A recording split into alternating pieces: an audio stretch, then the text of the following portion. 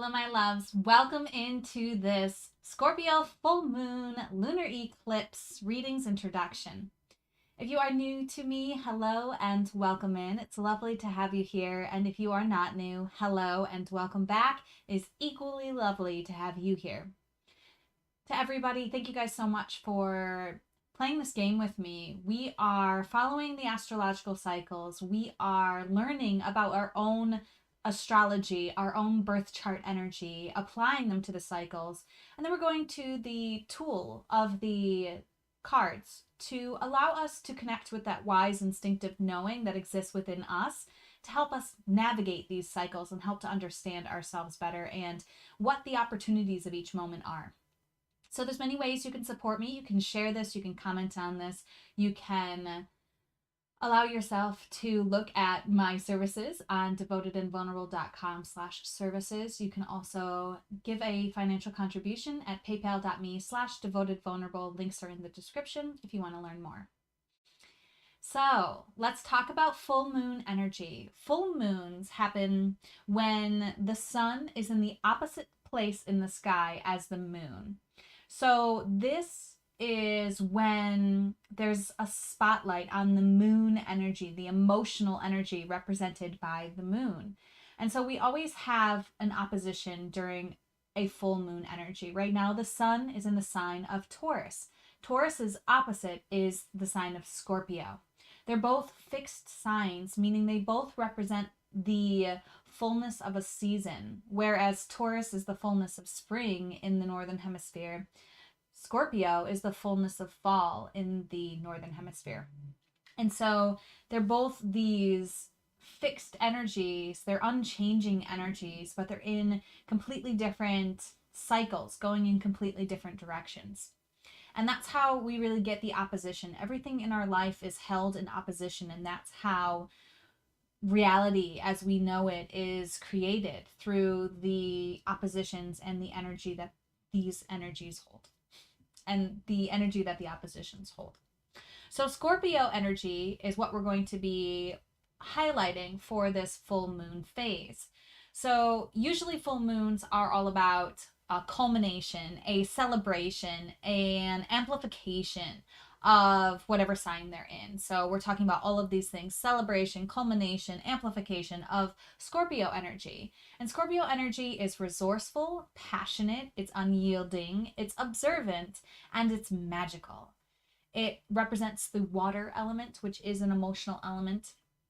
And so this moon, the moon represents emotion, the water represents emotion. So this is a very emotional time for us all. Now, it's not just a full moon in Scorpio that we have here. We have a lunar eclipse in Scorpio. So eclipse energy is a little bit different than just a regular full moon, which typically lasts until the next full moon, which is about 28 days. Well, the eclipse moons last for about 6 months.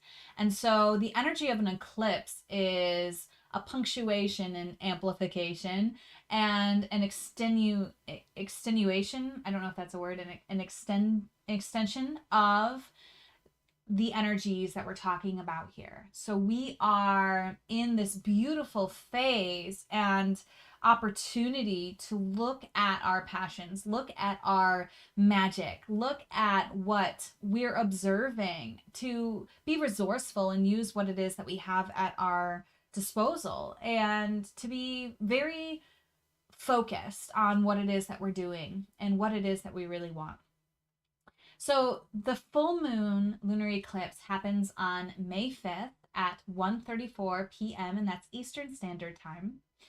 And this cycle, as I talked about for the eclipse, is going to be about 6 months. So it's from May 5th until October 28th. October 28th is when we have another eclipse. That'll be an eclipse in Taurus. It'll be another full moon eclipse, but it'll be an eclipse in Taurus at that point. And so we're going to be talking about this advice. And when I'm offering up this advice, when we're having these conversations, we're talking about a 6-month cycle from the 5th to the 28th, that we're really going to be learning these lessons. We're really going to be applying this wisdom, this information that's coming through, and playing with the guidance that we're getting. Now, which reading is for you? Well, you can find out by using this cool little chart here that I created. So you want to find which house Scorpio is in your chart. And if you don't know anything about astrology, you might need to go to my How to Find Your Birth Chart information video, which is using astro.com to enter in your birth data and find that information out. You're only going to need to find out your rising sign, because in the whole house system, the rising sign will determine where the other houses are for you. So you see here in the chart that whatever rising sign you are, you're going to watch the house video for that rising sign. So if you're Leo rising, you're going to watch the 4th house. If you're Pisces rising, you're going to watch the 9th house. Okay. And so just find your rising sign on this chart and then navigate to the video that aligns with that chart. I'll tell you more about the house and its energy and how that plays out in your life and where in your life we're really talking about when we're focusing on the house, because the Scorpio house for you is going to be where this full moon lunar eclipse is happening in your chart. So this is where in your life you're going to feel the impact of this for the next 6 months. We're going to be getting advice from the Light Seers Tarot by Chris Ann. I love this tarot deck. I think it's so beautiful. And we're going to be getting an affirmation from the deck so we can really help ourselves navigate this time with a powerful, strong affirmation to help us move through. Now, the intention of this reading is going to be an echo of the intention that we set for the solar eclipse readings for the new moon in Aries. My goal for these readings, my intention for these readings is to help free us, because I'm right there with you in these readings and in understanding the information I'm about to share. But it's to free us from the human condition. I have 6 months to work with these eclipse energies and to work with these lunar readings to share with you everything that I know, everything that I'm channeling, everything that our guides are inviting us into, how it relates to us, how it relates to our charts and the guidance coming through, to really help us understand the human condition, what it is, and how we can free ourselves from it. So here's where I'm going to explain what the human condition is. If you already have a background in this content, you can feel free to skip ahead to your reading. For those who are new to this information and this concept, you can find the full description of all of this in the interview that solves the human condition and saves the world by Jeremy Griffith. And that is an hour-long interview that talks about this concept. It's like the best place to start with this information if you want to dive further and deeper into it. Okay, so there's that reference and link there for you. The human condition, let's get into it. The human condition is the state of the world that we find ourselves in, where we see humanity acting angry, destructive, greedy, alienated, egocentric. And we have this feeling that humanity should be a collaborative, cooperative, loving, selfless species. And so these two energies, we can't reconcile them. It's very difficult for us to merge these two truths, right? Where this is the way the world is, but this is the way that we think the world should be. And we don't know how to navigate that. And so we do two things. We cope and distract ourselves from recognizing that the world is a non-ideal place and we want it to be and it's not. And there's a deep rooted pain within us that we're running from through all of our coping. And there's socially acceptable ways to cope. There's socially unacceptable ways to cope. And everyone in our species is using some form or another of these coping mechanisms to deal with this human condition. The second thing that happens with this tension between the two is we make up a story that perhaps the reason that things aren't ideal in our environment is because there's something wrong with us. And this comes from understanding the big biological discovery that Jeremy has discovered. And I'm going to jump into that in just a second. But this is where the secondary hurt comes from. The primary hurt is like, we want the world to be ideal and it's not ideal, and that causes our soul a deep suffering. And the second deep hurt that we go through is our mind is looking at the world expecting it to be perfect, and when it's not, we immediately, as children, and this continues into adulthood, we immediately begin to question whether or not it's not ideal because there's something wrong with us.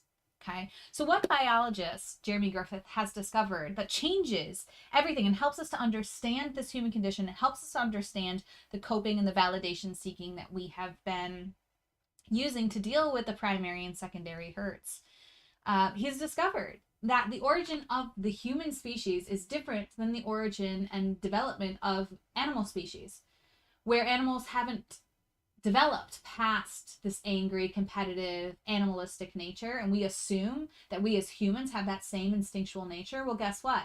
Jeremy Griffith, biologist, has discovered that the origin of the human species is different than the origin of the animal species, meaning our instincts are different than animal instincts. Darwin himself, the guy who came up with survival of the fittest, he left the origin of the human species up to another scientist to discover. So another scientist has discovered the development of the human species comes from an environment where our species was not living in competition, was not living in lack, and there was an ideal nursery condition for our species for about 10 million years. And so we can reimagine our origins as a species, but we can also understand the depth of the soul pain that we experience because we're born into a world where there's not a loving, cooperative container for us to evolve in, for us to develop in as children. And that could be in our home. And even if we had a relatively stable, relatively loving home, we still experienced to some degree a world that was not loving, that was competitive, aggressive, angry, alienated, selfish. And because the truth of our human origins is we developed from a loving species, an altruistic species that did have this cooperation, this collaboration, this selfless giving and orientation to support the whole of the species. That's why it hurts us so much that the world isn't that way. And the other aspect of this is 2 million years ago, we developed the intellect. We developed the conscious thinking mind. We developed the nerve-based learning system. The nerve-based learning system allows us to compare past events with future potential choices. And nerve-based learning allows us to store the memories, which allows us to do this comparison. And so we had to break away from our altruism as a species because as we developed the intellect, this nerve-based learning system, we had to go through a lot of trial and error to understand what works and what doesn't and why. We had to have a lot of data to compare as a species to be able to understand the altruistic origin, nature, and benefit to our species. We're coming around to a point where our intellect can now say, I understand, and can reconcile with the instinctual nature, meaning we can allow ourselves to understand the value of our instinctual nature, which is to be cooperative, to be collaborative, to be selfless and giving towards each other. And our intellect can now understand why the world is so messed up. We can understand that our minds have been trying to figure out through cause and effect what works and what doesn't. And at the same time, our souls have been suffering and struggling with the lack of idealism that we've been living in. And we can see each other through a much more compassionate lens because we can understand that everybody's coping with this. Everybody's dealing with this soul pain. And it does depend on how non-ideal their nursery conditions were, their upbringing from 0 to 6. What that environment was like is to the extent of upset that they have. and to the extent of coping that they need to employ in order to deal with that. And we can just have so much more compassion for each other and understanding for each other, that we all were born into this human condition of having an instinctual nature that's loving, selfless, and giving, and this intellectual orientation towards selflessness, anger, and upset because we don't understand why things aren't that ideal way. Now that our intellect can understand, we can resolve what's called the neurosis, mind illness, that comes from a lack of understanding. Now we know why we've had a psychosis, which is a soul illness as a species, and we can move forward through this human condition and resolve it and move forward as a species that is actively cooperating, collaborating, and living selflessly with each other.